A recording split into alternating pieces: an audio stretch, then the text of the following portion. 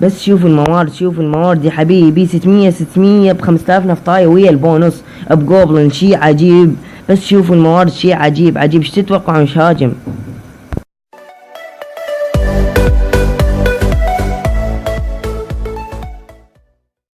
السلام عليكم ورحمة الله وبركاته، شلونكم شباب؟ ان شاء الله زين. رجعنا لكم في حلقة جديدة.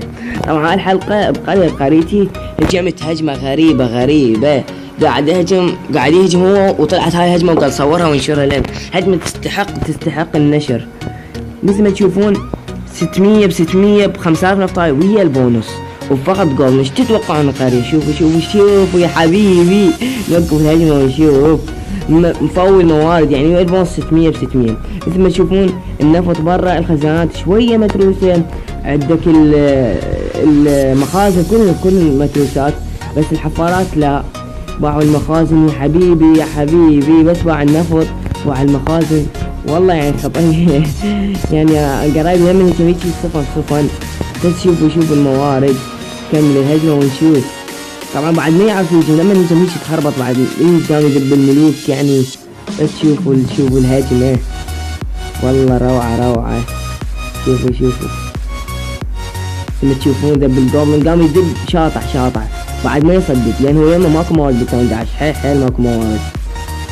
شوفوا قام يذب الجنود شلون مكان، بس قاعد يريد يمسح. يعني هجمة غريبة. شوفوا الموارد شي روعة. وكتلها وكمل كل شيء وقالت تسلها فقط. ثم تشوف فشي عجيب. هجمة صدق تستحق النشر على اليوتيوب. يعني ان شاء الله هاي الهجمة وبعد كم هجمة هيك واسوي لها يعني مقطع كامل ان شاء الله لهيك هجومات. ثم تشوف اسوي مقطع كامل، قولوا لي بالتعليقات يعني اسوي هيك مقطع تريدون نسرع الهجمة. يعني عجبكم تقريبا 5 هجمات، يعني 5 هجمات يعني هيك موارد. ثم تشوفون او اغرب هجمات مع موارد يعني فشي عجيب يعني. ثم تشوف مسح وجاب 600 ألف ويا البونص 5000 نفطاية.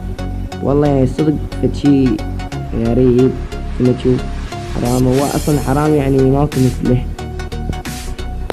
وهنا نكون وصلنا لنهاية حلقتنا. لا تنسوا بفضلكم نقدر نوصل ان شاء الله 200 مشترك، واضغطوا زر الاشتراك واللايك اذا عجبكم الهجمة الفيديو. مع السلامة.